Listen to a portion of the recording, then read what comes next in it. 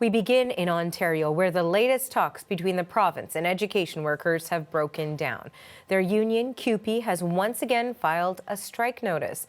It means 55,000 non-teaching workers could be on the picket line next Monday, and kids could be out of the classroom.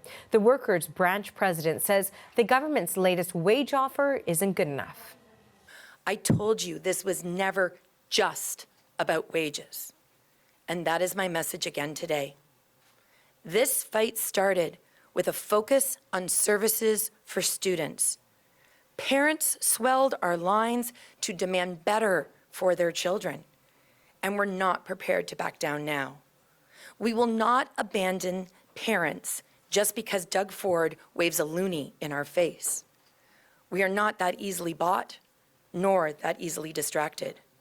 We have asked, we've implored, we have practically begged.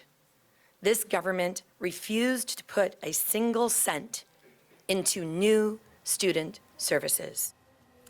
And the CBC's Ithil Musa is at the downtown Toronto hotel where those negotiations were taking place. She joins us now live. Hey, Ithil, so tell us what you're hearing about why the talks broke down.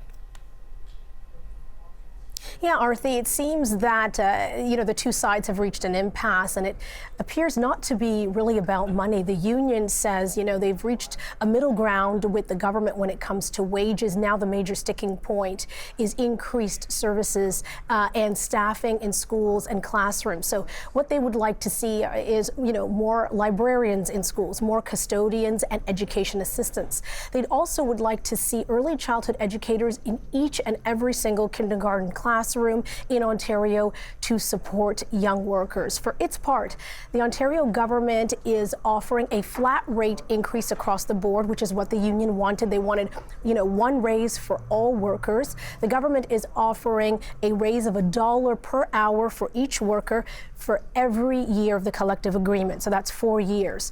So that has, that issue has been sort of met and reached, but now the major sticking point is services and staffing in schools and classrooms. Arthi. Now, we know that the provincial government has also responded. What are we hearing from that side? Yeah, last week, Ontario Premier Doug Ford made a promise to repeal legislation that used the notwithstanding clause to impose a contract on workers and to ban them from striking. And that did happen on Monday. Bill 28 was repealed with the hope that, the two sides would come closer to reaching an agreement. Ontario Education Minister Stephen Lecce said this morning that he's disappointed that talks haven't progressed and that it's come to this. We increased our offer for lower income workers significantly. We repealed the bill. We've been at the table in good faith, demonstrating a commitment to the lowest paid workers and a commitment to parents to keep their kids in school.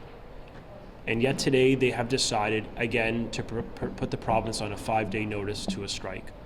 I think it is entirely unfair to children. It's unnecessary. We should be having these discussions at the table to get a deal for her members and for our kids. And I think we're all very disappointed that this is the path the union has taken, but this government will stay resolved and stay focused at the table to get a deal.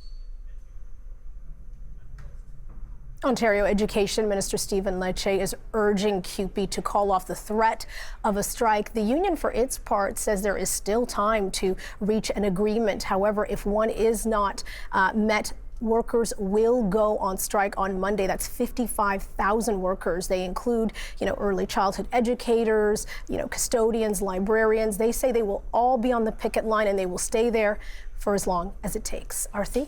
Thanks for this, Ithil. That is the CBC's Ithil Musa in Toronto.